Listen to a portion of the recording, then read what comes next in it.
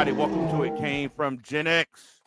I am one of your hosts, Mr. Keith Porter, a.k.a. Porterhouse, along with Michael Skinner, a.k.a. Skin Bone, and the man himself, Brian Fisher, also known as Fishbone. What's going on, fellas? How are you?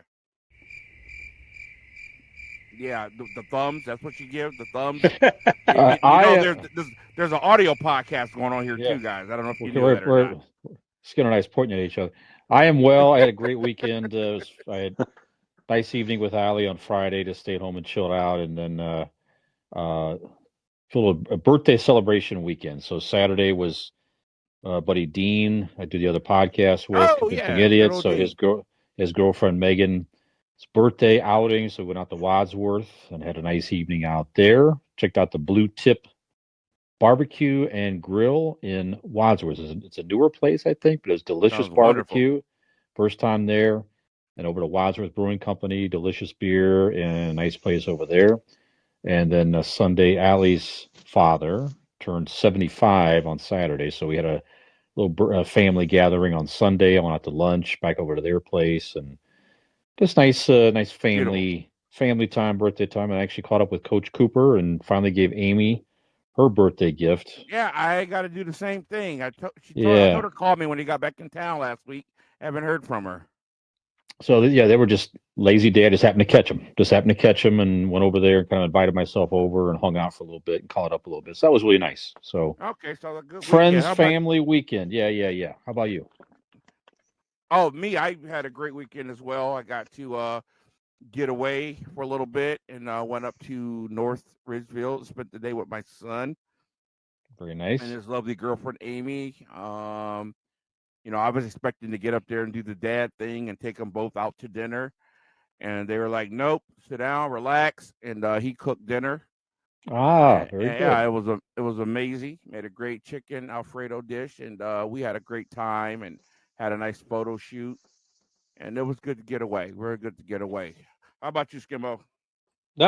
Hey, yeah, we got to see each other earlier today, and it was nice to hear that you spent the day with Porter. We had a busy but nice weekend. Me and Marcy ended up on I would say, double date with Coach Cooper and Miss Cooper. We went up to had dinner, and then we went up to the House of Blues for a concert that he had scored some tickets on. So great evening. Didn't realize how much me and Marcy needed to get away, and we did, and enjoyed it. Oh man, always. And of course, Sunday was work day at the house, so we can get it up on the market. So, but yeah, no, good weekend. Glad to have been able to spend some time with John and Amy. Okay, well, we are all recovering from the slap heard around the world. Yeah, lots of different things have happened this week, and we're going to get into that. So, my man Fish, tell them where they can find the show. All right. You might be listening to us on WMVU.org, Global Internet Radio, Mondays from 7 to 8 p.m. Eastern. Just pull up their site, play Listen Now, and you can listen to us there. And also there are other fine content, they have other podcasts and music and all kinds of good stuff over there for free.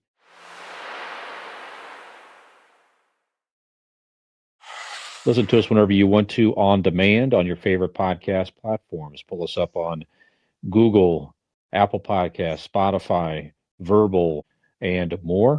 You can also listen to us right on our Facebook page at It Came From GenX. Pull up our page, give our page a like, give us a subscribe to our podcast right on our Facebook page. So as we drop new episodes, they'll feed there for you and pop in there for free in your podcast feeds.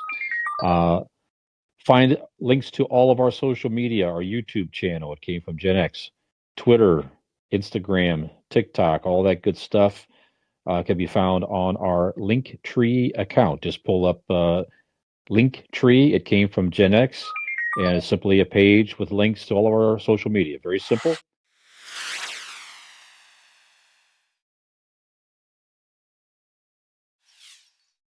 And our website, It Came From GenX, one word, .wordpress, also one word, .com. Pull us up there. All show information's there. Also links to our podcast platforms. We put links to actual episodes through Spotify there too. Video links, promos, bios, all that good stuff's there on our website, Go check us out there if you go to one place.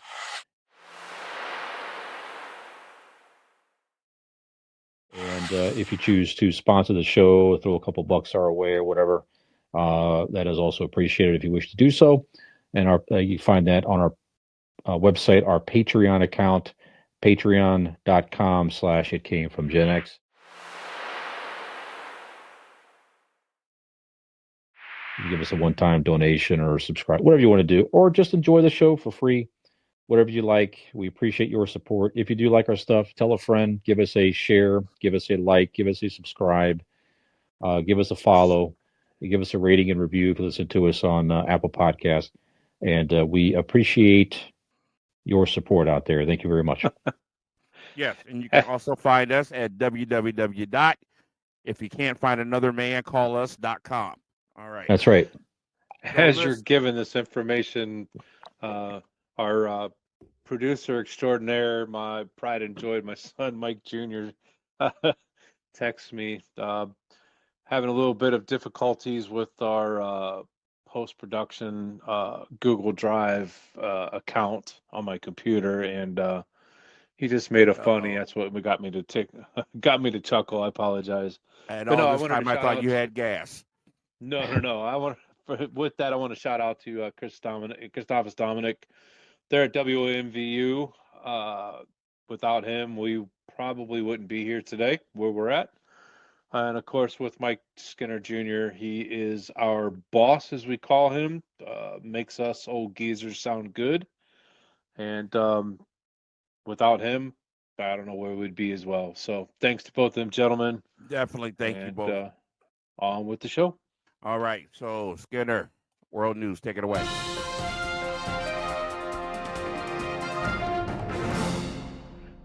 Yeah, there's so much going on, of course, with what is it, the Omicron A.2 out there, or whatever that is, B.2. I don't even know what it is anymore. I guess BA.2, something like that. Yeah. Yeah, starting to wreak havoc over in Great Britain, but and of course, a lot of talk about Mr. Putin over there. And we know what's going on with that travesty. But no, today we'll talk about a couple cool things.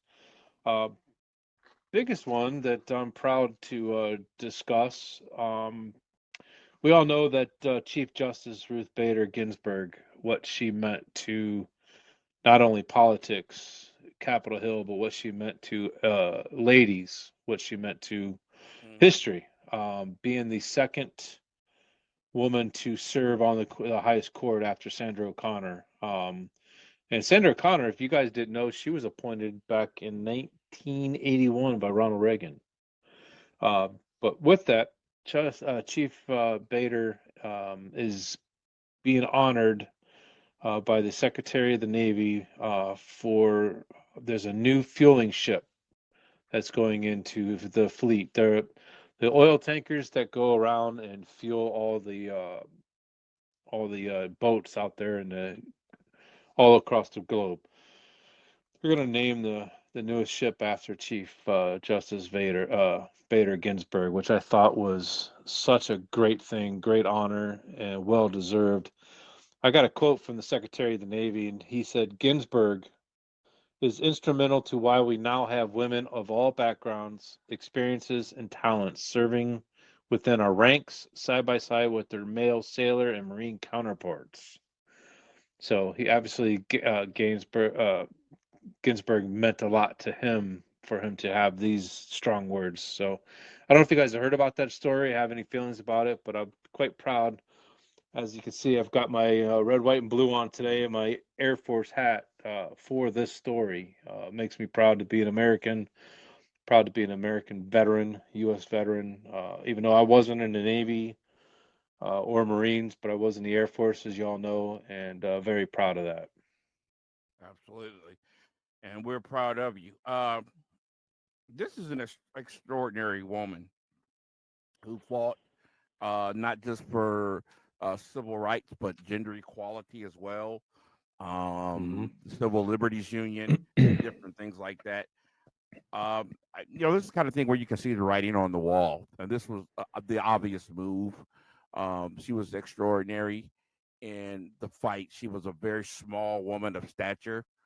And you got to understand when she started her fight, things weren't like they are now. Women and minorities, period, took a lot of abuse, weren't heard as they should be, and that didn't stop her. So um, I've always been a fan of hers. And like I said, this you could have seen the writing on the wall. This is the obvious move to do of someone of her stature, which there's not very many people of her stature. Fish? Yeah, I don't have much more to add than that. Just it's a very cool way to honor her, and it's nice to see the military. I mean, I don't know all the names of all the battleships, but this is not obviously a former president. This is not a former military individual, and it's just a very cool way to honor an American who made significant contributions in her own right. So very, very cool. So good for her, and it's a nice legacy for her, and I'm sure for her family as well. Sure. And it's not an automatic because she was a Supreme Court justice. I don't think nobody's going to be riding on the USS Clarence Thomas anytime soon. You know what I'm saying? So good for her. Yeah, I know she didn't get this just because she's Chief Justice. You're absolutely right about that. Yeah, maybe one of those. Sorry, I was just saying maybe they might name one of the. They might name one of these massage parlors that Deshaun Watson may go into. Their Clarence Thomas, something like that. I don't know. It might end up being like a Klingon ship or something. Yeah, that's very possible. On Star Trek, okay. All right, what else you got, Skinner? You're talking about massage parlors. Boy, Miss Marcy had to bite her tongue today talking to you down in the living room. We were discussing chiropractors, but he left it wide open for a comment about his past experiences. And Marcy looked at me, and I could see she was biting her tongue. It was pretty hysterical. Thank you, Marcy. Thanks, Marcy. Well, we heard we heard he did not leave it wide open, actually. Right, that is true. At the yep. If I had a drum set right now, Keith, that would be a nice rim shot. Boom, boom. By the way, Fish, I really like that Darth Vader lurking in the background there. You want to tell us about it? Yes, behind me here is my original Darth Vader action figure carrying case from the late 70s. So, and it was actually full of original figures. I had all the original Star Wars action figure set in that thing, and kept it all these years. Today we were talking about what you were thinking, Chris and Mike Skinner Jr. And also, thank Fisher's daughter Peyton, who did a wonderful job with our logo. I saw the most beautiful, cool picture of your daughter today, Fish. She's grown up to be so beautiful, and I'm going to say something that's going to confuse a lot of people. She's so pretty, but she looks like Fish. Yeah, thank you. Thank you. Yeah, I know. Those of you that know Fish are very confused right now. She does look like a young me. Some of her mom is there too, but she's so pretty. I saw a really cool picture today. Yeah, she took pictures with the glasses and the I love that picture. Yeah. Yep, I went to go see the Cavs game Sunday, and they had a great time, and she took those. Yeah, thank you. I appreciate that. Absolutely. Skinner, that's all you got for us today, my man? I got one more quick story I thought would be of pretty importance. It's a 4-day work week. Have you guys heard about the craze going on around the globe? Iceland, for a year, did a test run on a 4-day, 32-hour-a-week work week.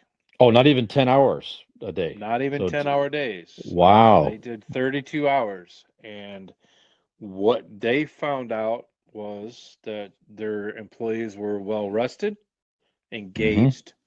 Productivity couldn't be any higher than what it was. 78% of the employees were happy with where they were working. Yeah. And 63% found out, 63% of the businesses that have converted to this since then have found out that it's easier to attract and retain talent because of this 4-day work week. So Iceland right now, they're 86% of their workforce is working 4 days a week. Think about that. You've got 3 days a week to rest, do the things you got to do at home with your family. Yeah. Mm-hmm. You've got you only got 32 hours, and the productivity has to stay the same as if you were working 40. So you think about all the productivity jobs that are out there. People are, from what I was reading and what I was seeing, is there's less meetings. You've got all the upper brass that like to have meetings and sit there for hours on end talking. That's starting to go away to the wayside. And so it seems like it's working. I know Amazon is working 4 days a week. They're doing 40 hours, but they're doing 4 10-hour days. And from my understanding, most of the employees really enjoy it. They like the extra day off in the middle of the I week to was get gonna errands say done. I don't think this would work in America, except only in certain businesses. Number one, this is the land of supply and demand. The Correct. demand never stops. Countries like you mentioned, those are countries that can easily the business week can shut down and it's everybody's happy. You know what I'm saying? But here in America, where there's just so much demand, I don't know if we could function like that. Now, I'm not.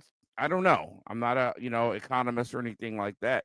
I just have a hard time seeing any place being closed for 3 days and such a supply and demand type of capitalist Well, situation. to piggyback that real quick, and I'll let you finish, there's actually a manufacturer of specialty vans and mobile homes here in Ohio that have gone to a 32-hour work week, and they are producing as many, if not more, vehicles than they did with 40 hours a week. So Okay, well, like I something to think said, I about can see it there. happen with certain things like that. Yeah. That is not in Mm-hmm. demand every day. That is Right. for certain people who can afford it. You know what I mean? But I'm talking about things that are in high demand every single day, where companies can't keep up with productivity. I don't know. It'd be great if it could work. I know the business world would probably appreciate it.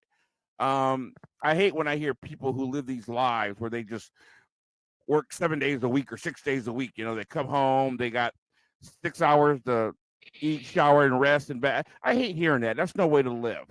That's just no way to live. And I know a lot of people who live for work and think that's the only way they can make it or the way that the company can run.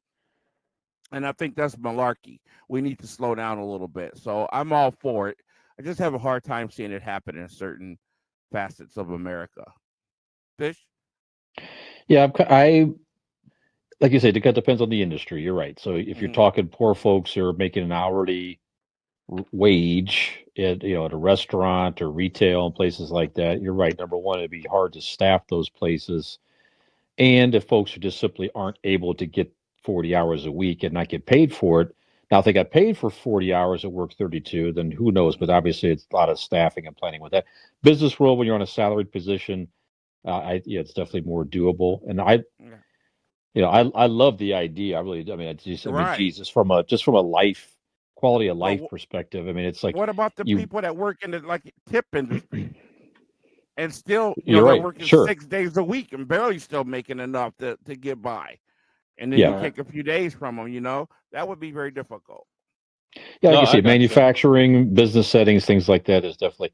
I mean, I'm spoiled So these days. I maybe mean, it's a I'm corporate working. business type of Yeah, idea. I think that's what it is. Maybe a corporate business idea, and sure. I can see it working like that. Take a lot of stress off a lot of people. Yeah. Interesting story, but Well, this real is not quick, new, Skinner. This has been talked about for years. it has, but it's Yeah. it's making some traction. And real quick, for anybody that's out there listening that is a business owner and wants to inquire, there's a 4dayweek.com is a website and a nonprofit organization that is helping businesses transition from a 40-hour, 5-day a week uh, company to a 4-day a week. It was pretty interesting. I kind of goofed around a little bit to see when I saw the story, and I kind of goofed around a little bit. It very helpful and very good information. But It depends on the sector. Retail obviously cannot manage that. Restaurants, bars, things of that nature, they're going to have to continue the way they are. But productivity like Amazon. Well, let me say this too, because I don't want to. The way I'm thinking is kind of absolute, and I shouldn't think that way. It doesn't mean a place has to shut down because they're giving their employees 4 days, 3 off. You could have a group that does 4 days and get 3 off, but another group that's coming in and working, and the place never closes. So I don't want to talk like absolutely you have to shut down. So maybe it could work if you think about it like that. So okay, yeah, I think that is the idea. Truthfully, yeah, either way, Skinner, you're right. It's either way. It is changing the work dynamic. The working remote like we are, you definitely have more flexibility. Businesses are more open to that type of stuff. There's weeks I'm sure I'm not working 40 hours every single week. There's other weeks I'm working 45 or more hours every week. So I mean, I do appreciate the flexibility of the business world these days. So I'll just kind of leave it there. So it does help with quality of life. So absolutely. All right. Thanks, Skinner. All right, let's get on some sports and music.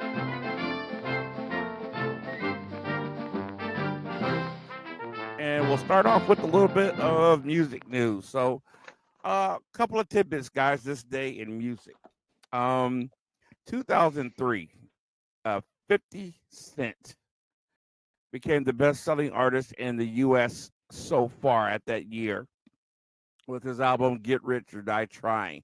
Sold more than 4 million copies in 2 months. That is ridiculous. Unbelievable.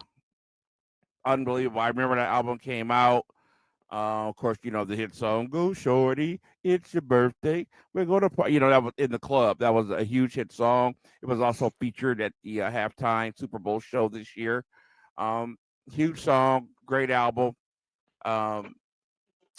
I remember the controversy about that because he was up for album or album of the year for the Grammys. And it went to one of my favorite groups, Evanescence. And there was a lot of controversy because Evanescence didn't sell nowhere near as many albums as 50 did. And I felt kind of robbed about that. But just a little tidbit about 50 Cent there. 4 million albums in 2 months, guys. That's insane. That's crazy. Yeah. To think about. Yeah, that's nuts. Fans of 50 Fish.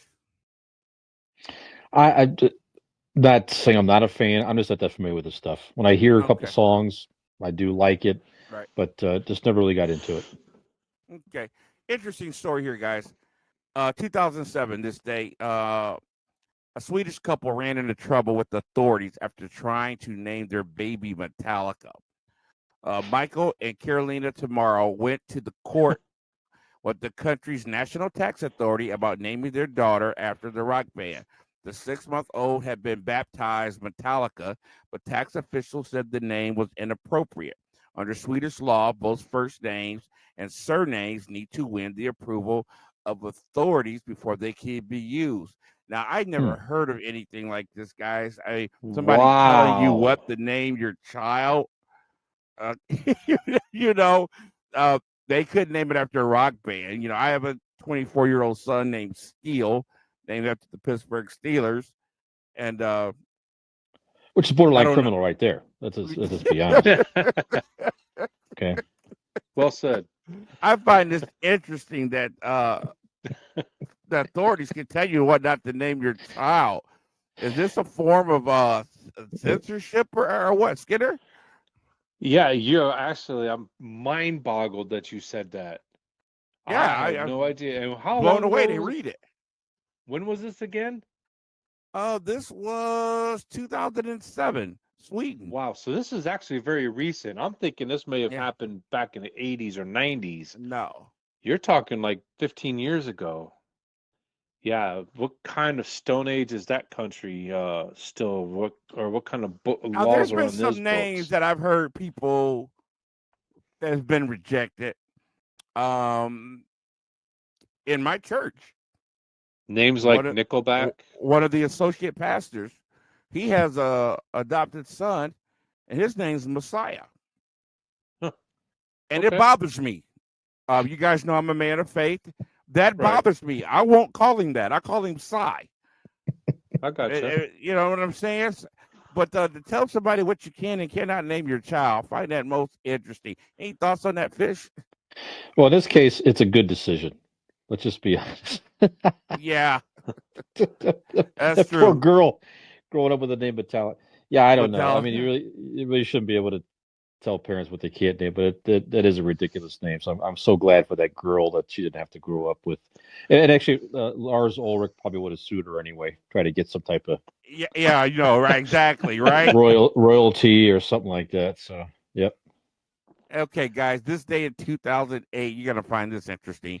Beyonce Knowles married Jay Z at his New York apartment. Now, before I ask the question I wanted to ask, other than Beyonce's former bandmates in Destiny Child, Kelly Rowland and Michelle Williams, you won't believe who the other two people who were at this wedding. Chris Martin from Coldplay and Gwyneth Paltrow. I wouldn't have guessed that in a million years. Yeah. I wouldn't have guessed that in a million years. So here's my question, guys. Is there a more powerful couple in the music industry than Jay Z and Beyonce? Or has there ever been? Now, in Hollywood, we talked about, maybe I thought probably the most powerful couple we just saw last week, who are now lost a little bit of that power in Will Smith and Jada Pinkett. But in music, can you think of a more, you know, remember there was Yoko and John Lennon, right? You know, back in the day. It's Sonny and Cher, obviously. Sonny and Cher. I'm kidding halfway, but they were pretty popular. They had variety shows. They were popular. Yeah. They weren't powerful. They were popular. No. I've got a couple that's not as powerful as Jay Z and Beyonce, but Shania Twain and Mutt, is his name Mutt? Mutt Lange? Yeah, Mutt Lange. They were that could have been a very powerful couple. How about Tim McGraw and Faith Hill? Yeah, Faith Hill. Yeah, huge. You know, they dominate in music, you know, the country music and in acting. They're in a lot of movies too. Well, I don't know about acting, but they're both in that. They're both in that 1883. As 1883, the story of the. I'm a big Tim McGraw fan as far as his music, but as far as him as an actor, I think he's awesome. I love him. Do you? I totally disagree with you, but oh my God, he was great in The Blind Side. He was great in what was the football movie? Friday Night Lights. He was awesome. The drunk dad. I think he's a great actor. Well, as long as he didn't talk, he had played a good part. So that's why you like The Blind Side. He didn't have many speaking parts. Yes, but no, like I said, I absolutely love his music. I've been to several shows over the years. He had lots of speaking parts. But as far as an actor, I could have named 5 others that would have been better than him. Really? But yeah. What was he in that where he was bad? Oh, I thought he was terrible on Blindside. You made that as one. There was another movie. It was more of a darker movie. He was tried to play a psycho. Golly, what the hell was the name of that movie? Okay, well, to each his own. Okay. Yeah. Anyway, better opinion. I would have never thought they got married in an apartment and Chris Martin and Gwyneth Paltrow was there. I find that very interesting. No one's more powerful than him, Keith. You're right. Beyonce, it's a whole other level. It's just higher, beyond what anybody else has been able to do, I think. And money-wise, they're certainly now amazing. I tell you who would have gave them a run for their money, though, money-wise, but they're no longer a couple. That would have been Kim Kardashian and Kanye West. I didn't know Kanye had surpassed the 2.3 billion mark. That's ridiculous.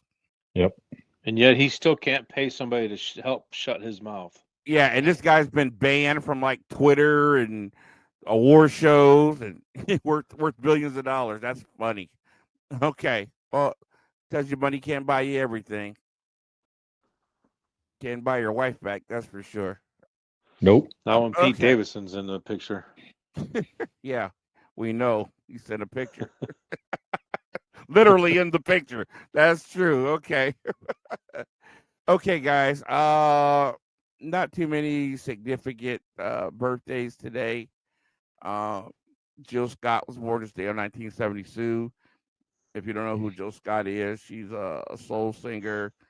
She's an amazing, amazing voice. If you've seen the James Brown movie, Get On Up, she played his wife in that movie. And that was pretty much it. So we're going to get on. Oh, hey, listen, 1952, guitarist Gary Moore, who was a member of Skid Row and Thin Lizzy. Amazing, amazing musician. He was born on this day. So happy birthday to him. So that was pretty much it for the music, guys. Let's get on to some sports. Because obviously all the news has happened in sports over the last week, where the Final Four I enjoy watching very, very much, particularly the women's. Actually, I like watching the Elite Eight and then the Final Four. Big fans of UConn. You spanked.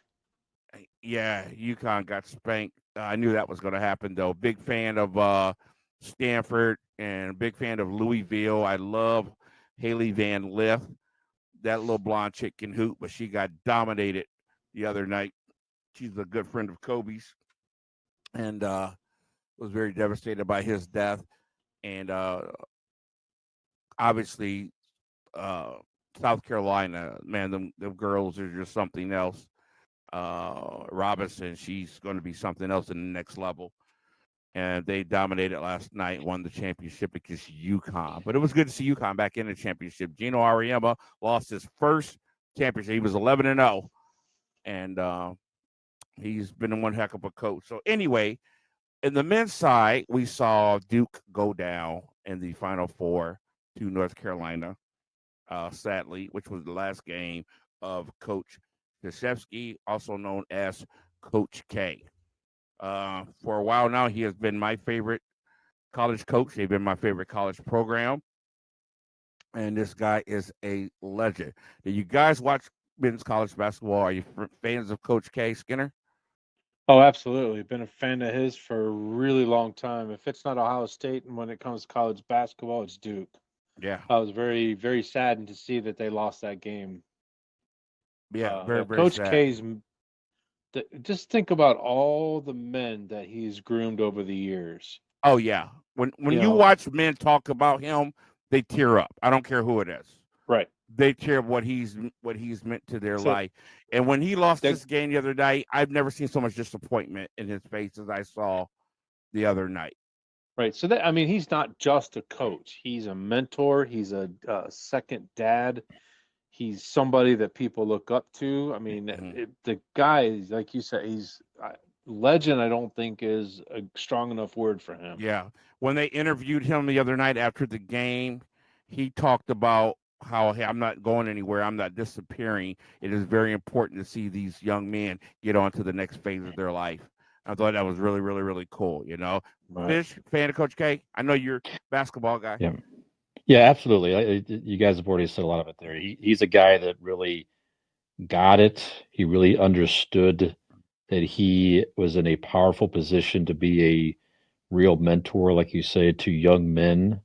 And you think about some of the greatest coaches in any sport, that's like they seem to get that. Certainly John Wooden, the winningest of all time, that he's up on that mound at that level. Dean Coach Smith, K, so, guys like that, right?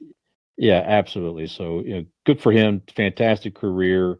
Like you say, it was rooting for him to win it. But yeah, they weren't really favored to get into the Final Four, frankly, and they found a way there. But yeah, terrific career, and just like you said, one of the best ever. Yeah, and we got to give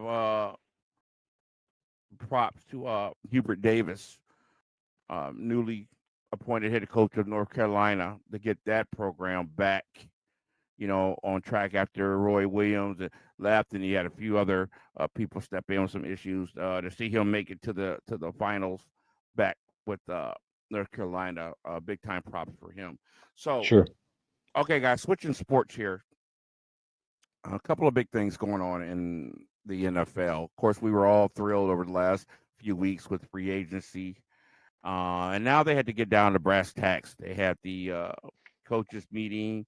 And, of course, the people who are on the judicial board, if you will, the NFL have come up with a few new rules. I don't want to call them controversial, but a lot of people have different opinions. So first, we're going to start with the biggest thing that we were left with in the divisional round of AFC playoffs. We saw two of the best teams we have ever seen, two of the best quarterback performances we have ever seen, and Josh Allen of the Buffalo Bills, and of course Patrick Mahomes of the Kansas City Chiefs. People had a salty taste in their mouth when it went to overtime, and you saw Kansas City go down the field and score while Josh Allen sat on the bench and watched. Everybody was a little bit upset and thought that was what Josh Allen had gave. He deserved to have a chance to fight and get on the field, which prompted immediate looking, which they've been doing for years, into changing the overtime rules. People wanted them to go to the college format. This is that, and this. So what they have come up with is basically saying that both teams will get a chance to take the field in overtime. Now, the caveat is this is only for the postseason. But it gave the majority what they want. I was one of those people who said, man, they need to fix this. They need to fix this. And I only said it because I felt like, man, if a guy like Josh Allen, who has worked on his game, and a team like Buffalo, who has perfected that football team after sucking so long, they deserve to go down and fight. And the only reason I said that because it stinks that it's hard to play defense nowadays. Because you can easily say, well, just play good defense. It's too hard to play defense. A good offense is going to score every single time. Penalties and whatnot. So I think both offenses deserve to say who's going to be the better one, in overtime. Who's not going to tire out? Who's going to give it that extra? But I tell you this, guys, and I'm going to say this, and I'm going to go to you, Fish. I am not ashamed to say when I hear a different opinion and I learn something. I heard my coach, Mike Tomlin of the Pittsburgh Steelers, who was on the committee, boldly say, I just want to let you guys know, I don't agree with this. He's been against changing the overtime rule. He likes it like it is. And when I heard the reasons why, I said, wow, that makes sense. And he just basically said, people say, well, the other offense should get a chance to score. He goes, you know what? You have 60 minutes to do that. You had 60 minutes to not only score, but to stop them from scoring. Given extra time is a matter of attrition, not of skill. And he's totally against it. I thought that made a lot of sense. Fish, your thoughts? Yeah, I mean, that's certainly a great point. At the same token, in an exciting playoff game like that, as a football fan, like you say, I hated to see that game end so abruptly because it was one of the greatest football games I ever saw, period. That last few minutes there was some of the best offensive football you're ever going to see ever. And to have it end so abruptly was tough. And you raised a good point too, Keith, as far as it's harder to play defense these days. It really is. So, if you get out there, so anyways, I like the change. I think it makes the playoffs more exciting, and then nobody can say anything. It's like if your team goes out there, doesn't score, it's done, it's over, and there's really not much you could say at that point. So I like it. Yep. What's that, Skinner? Well, my first thought is because it's so hard to play defense in today's football world, all the rules are geared towards the quarterback, or to protect the quarterback, to protect the wide receivers, to protect the scoring, the high scoring. You cannot have that and then also dictate the overtime by a coin toss. Okay, so let me get this right. So what you're saying is the rules are geared towards to protect the quarterback. The rules are geared to protect receivers. The gears are toward to help the offense score more points. So if the offense has all that going for them, then the onus should be on them to win the football game then, not the defense. That is correct, but you cannot dictate. To me, dictating the offense by a flip of a coin and then not giving that other offense. Well, that's what I'm saying. Forget the flip of the coin. Go out and score. Yeah, you go out and score a touchdown, the game's over. Based on the old rules, you could that was travesty. Like you both said, and we talked about that game after it happened with Mahomes and Josh Allen. By far the greatest football game I've ever watched, hands down. I don't think I've ever watched a better football game than that game. Right. But we all sat here in this spot and said that we had a bad taste in the mouth because of how it ended, the way it ended. We didn't want the game to end. We were so that game was so exciting. We were so drawn by it. Mm-hmm. And then to watch it end the way it did, we had a bad taste. So while I understand what Coach Tomlin is saying, I appreciate his opinion. I appreciate his stance. But you can't let Josh Allen sit on the bench and not have a chance to win the game. So I like the way the rule is. I hope it makes it fair for both teams. In the same token, win it in the first 60 minutes so you don't go into overtime. Right. I'm only for it for the simple fact. I was just gonna say I'm only for it for the simple fact I don't like all the penalties that the defense gets, and so that's the only reason I'm for it. Because if it wasn't for that, there's other things you got to think about. Because you play longer like that, you risk injury. I get it. Nobody wants to see Mahomes or Josh Allen get hurt in a situation like that. Then couldn't play in the championship game the next week. So there's a lot weighing on both sides. Fish. I was just going to say the NFL is probably the greatest league in the sense of them understanding that it's a television show, that you're going to get viewers, people's going to stay tuned in. Oh, they figured that out. Yeah. When you make these rule changes and all that, it just makes the game more exciting. It keeps the fans around. It keeps the revenue coming in. Blah blah blah blah blah. Not many other leagues have really quite figured that out yet. That you need to entertain people at home watching this product. Basketball's pretty close, but baseball's you're right. Years one of the things and years I criticize and years the league about, but I'm also going to give them credit for. They took a lot of certain blocks and hits out of the game, but at the same time, they were promoting off of those hits.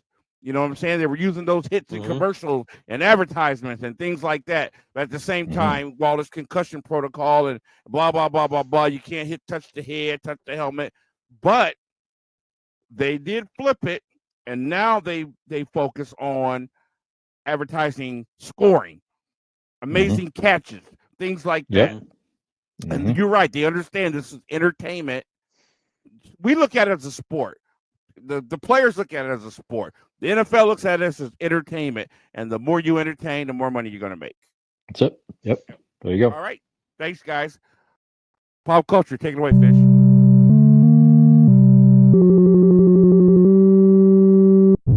All right.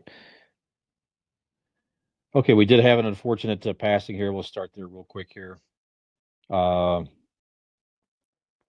the weekend, Estelle Harris, 93 years of age, passed away. Best known in her role as George Costanza's mother on Seinfeld. So I thought the pairing of her and Jerry Stiller as George's parents, the three of them together, when they were in a scene together, it was just like stop everything. It was so dynamic, believable, and you could see it's just how George turned out the way he did and all that stuff. So terrific actress. She was also the voice of the Mrs. Potato Head in the Toy Story franchise. She was known for that as well. But I don't know. I love Seinfeld. I know Skinner. I know you at least love Seinfeld. But I just thought she was terrific in it. So rest in peace, Estelle. Any thoughts on Estelle Harris, Keith? Listen, this is so weird that I don't want to say weird. It sucks she passed away. I had no idea until you told us in the post, our pre-meeting. I just was having a conversation with my sister last night about Seinfeld, and I was telling her about different episodes. She's cracking up. I gotta start watching that show. I said, I'm telling you, I never watched it when it was out. When it went into syndication, I said, I'll start watching it. It is one of my favorite shows ever. Yeah. I said, but it's the kind of show where you got to understand the characters.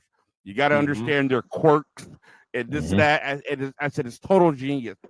And I just said last night, I said, Jerry's the star. Kramer's the goofy guy. I said, but there's Costanza is the main dude. Yes. The Costanza and his family, that is what makes that show rock. You were so right. When those three were in the scene together, it was brilliant. It was brilliant. You understand why he's the way he is. Can you imagine him as a kid?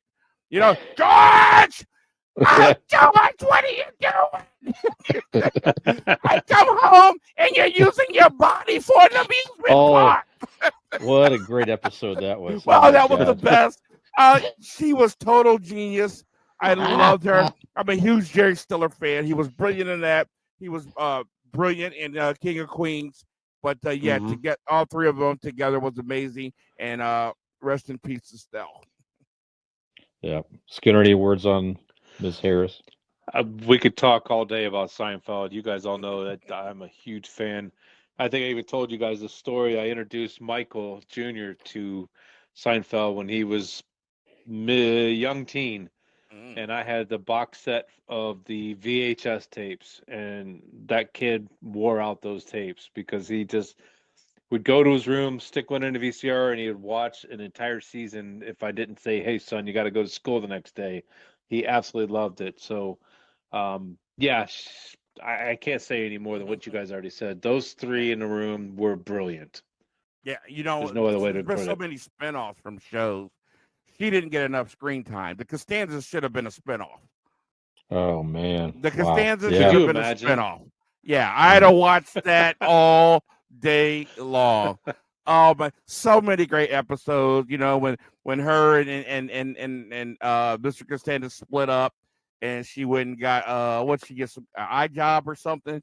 Oh, yo, my gosh. Yeah. And she's like, Yo, I'm this is out there. And George's like, you're not out there because I'm out there. And if I run into you out there, there's not enough electric voltage to shock me back into coherence. That's right. this is one of those conversations I wish Junior was on with us because he had a lot to say about Oh it. yeah, I'll bet, man. Just great. I'm really disappointed they didn't get a spinoff from that show. Thanks, Fish. That was a great story. Yeah, that would have been great. Those not those great two she's with dead, but Seinfeld's parents would have been a terrific oh in my the gosh, retirement community or they were a something would have been mess too. Yeah, terrific. that would have been awesome. Oh, that retirement Wow. community season was pretty damn funny. All right. We did actually have an award show this weekend that you did not We hear did? anything negative about. There Yeah, was? yes indeed. We had the Grammys last evening. So we're shooting this on Monday, April the 4th. We had the Grammys last night, and it seemed to be just a normal awards show with the red carpet and the artists and good performances and everything else. Trevor Noah hosted. He did make a couple of jokes about the slap and all that, but just very quick and kept things moving. Um, John Batiste won Album of the Year honors with We Are and the 70s funk of Silk Sonic. So that's that super group with uh, Bruno Mars and a couple other artists got together and made this like funky 70s type, very talented group though. So if you haven't heard any of Silk, Bruno's in it. Yeah. yeah, go check them out. And they did, they won a bunch of awards. They say they won all four categories they were nominated in last evening. So pretty cool. And another note, Tony Bennett, 95 years of age, who retired from performing last year because of Alzheimer's. Wow. He extended his record as the artist with the most traditional pop vocal album wins with 14.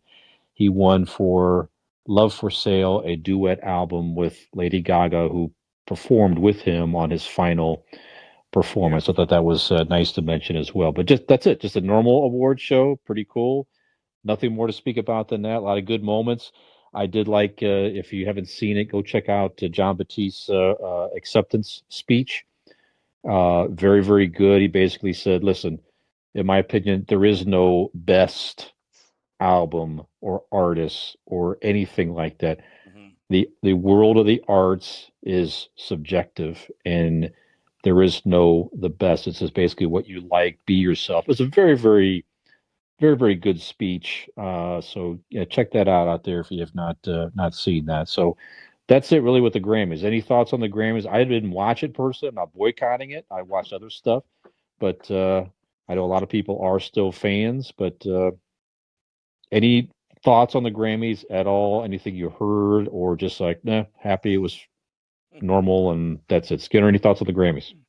I'm not a award show fan at all, whether it's music, whether it's Hollywood. I did see something about Marilyn Manson won a Grammy? I was not aware that he even had anything new out. I did not see that. Something real quick about, I think it was on Yahoo News that Marilyn Manson won an award last night for whatever reason. I don't know what it was. I didn't go into the story. It just was a quick alert. But I thought that was interesting. My problem with the Grammys, being a metalhead that we all are, is there's not enough categories or not enough mentions for our genre of music. Agree. That's why I don't watch the Grammys. I don't watch any of these music shows because it's predominantly hip hop, pop, R&B, and that's fine. But when you exclude my favorite genre, which is heavy metal and rock, I tend not to listen. Just not pulling the viewers, I guess. Yeah. Keith, any thoughts on the Grammys? Yeah. You should be able to have to stream it instead of taking up primetime television. That's a good point. Put something more interesting on, like the mating rituals or the aardvark. I didn't watch a single episode of it or minute of it. I detest the Grammys. I think the acts are usually horrible. The winners are usually horrible. These people today, like some of the winners last night, like Doja Cat. I've been hearing that name for a while. I looked her up. This chick's horrible. She can't sing a lick. It's just fluff. TNA is all it is. Look at my boob job and he muted himself. He censored himself. Nope. Keeps going into mute. I don't know why. Sorry about You're that. Censoring yourself. Yes, I'm cursing everybody. No, just kidding.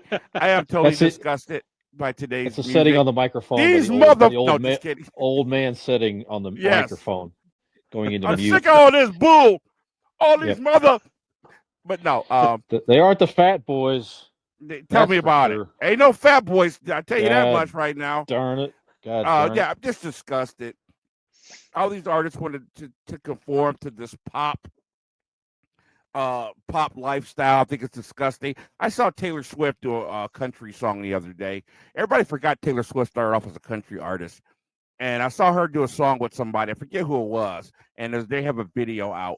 And I tell you what, it was just freaking awesome. She sounded amazing. And like, why wish she would leave this pop crap alone and go back to doing country music? Because she's extremely talented. But she wants to be like, Rihanna and everybody else. This group, who's a group from Japan, BTK or whatever. They're like a bunch of little sissy boys. I can't stand all that crap. So I don't watch the Grammys at all. Little punks with makeup on. I was trying to be so hard. Like, stop it. You know what? I talked to my Uncle Sam last night. For those of you who don't know, Sam Moore of the great Sam and Dave, Rock and Roll Hall of Famers.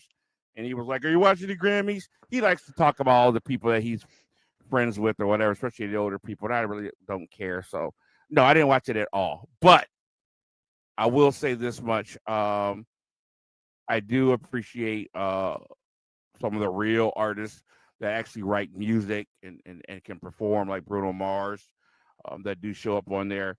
But no, I didn't watch anything. And I'm with Skinner. There's nothing over there to interest me. They don't include stuff we like, so whatever. I'll be interested, Skinner. Maybe I'll have to ask Peyton as well, but maybe get our kids' opinions. Maybe we'll mention that next episode or something like that. If they Not a bad I know idea. for a fact. Allie's daughter Marlo is 16 and she loves the Grammys. She loves the whole thing about it. She loves a lot of the artists there. She loves like Billie Eilish, who performed on there, and it definitely keeps her interest in some of these acts. That's her. But I'm interested because our kids are obviously we have a wide range. Skinner's got a wide range from like I think 3 years old to 30 years old kids, something like that. Skinner's got a so I'll be interested to get 6 month to 35-year-old. Something like that. All right, so my last one is going to be of age here in 5 Yeah, right. Whatever. Yep. Okay. All right. Marcy's pregnant. Oh gosh, don't wish that on us whatsoever.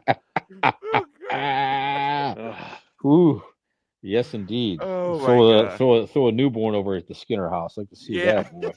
See, we have newborns here. We send them back home with their send moms. them home. Yeah, that's the beauty of it, right? That's the way to do it. That's the way to do it. All right, so with the slap last week, obviously we talked about that a lot in our last episode. So if you have not listened to that and you're listening to this one, go back and check that out. Some pretty passionate opinions on that. But hey, Fitz. Yeah, go ahead. One thing I did want to say, though, I am definitely going to look up that speech by Baptiste. Yes. I totally love that. That is my opinion. There is no such word as best in a world of individuals. I totally feel the same way. So I definitely want to catch that speech.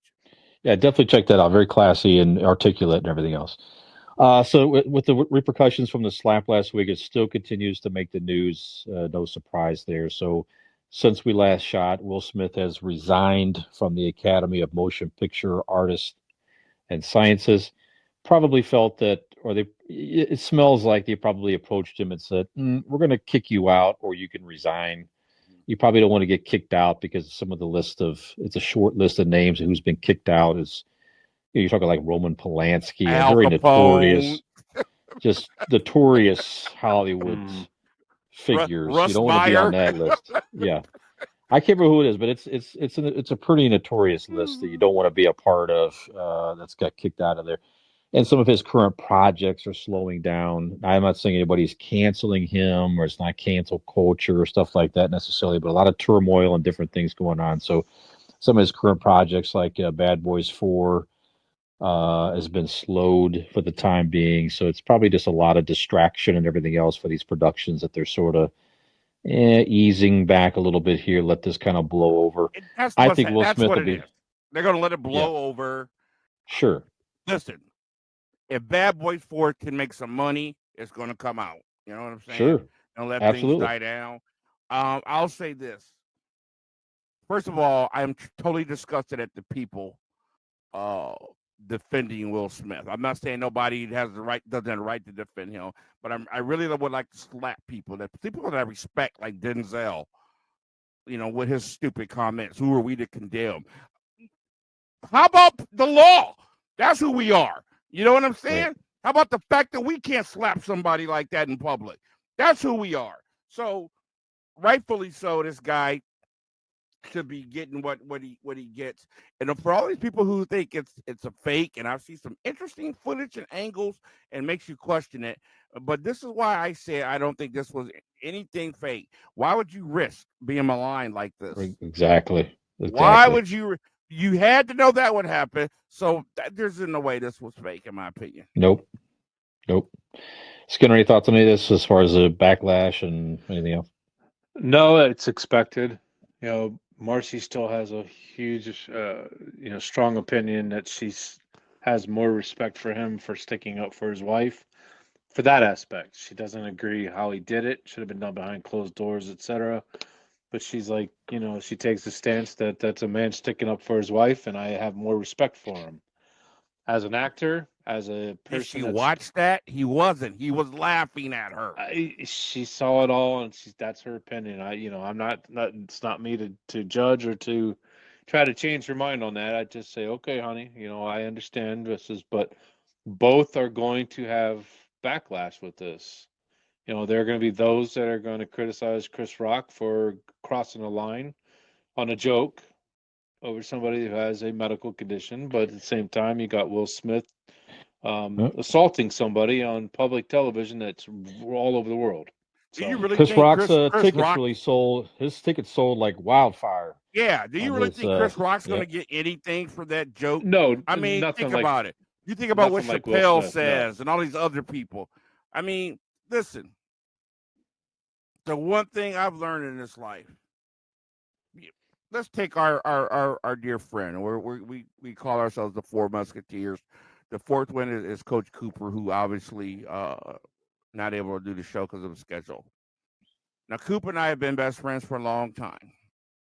And for years, there was one thing that aggravated me about him. When I had an issue going on and I told him about it, the first thing that came out of his mouth was a joke. And I was like, dude, I need to talk to somebody. You know what I'm saying? But I'm going to tell you what, I learned to appreciate him because he taught me something. The ability to not take myself so seriously. And it eased a lot of angst. It eased a lot of tension. It eased a lot of what would be anxiety and depression. You know what I'm saying? Mm-hmm. And if we don't learn to laugh at ourselves, we'll never be able to function in this world. And I refuse to believe somebody like Jada, who's been in Hollywood all these years, you've had to hear all the short jokes and the this jokes and the that jokes. How about your stupid kid dressing up like a little girl and he's a guy? You know what I'm saying? And all of a sudden, you can't take a joke that wasn't directly at you. It was really directed at you looking like a character from a movie. I just have a hard time dealing with that. Speaking of Coach Coop, they celebrated their 23rd anniversary this weekend. Did. So congratulations to them. Yes, absolutely. Definitely a model of a strong marriage, that's for sure. Okay, we got about 2 minutes. So there's a lot of stuff that happened this week in the world of pop culture. We'll come back to some of these other topics later, but we would be remiss if we did not say and recognize the fact. Now, today is, again, the April the 4th.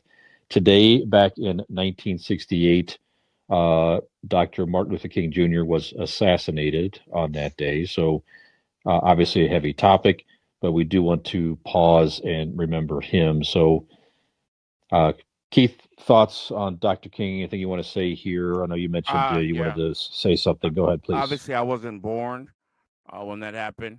And I love when I watch these movies that document certain times in our country's history, and they put a lot of time and thought into it. It helps you feel what it was like at that moment.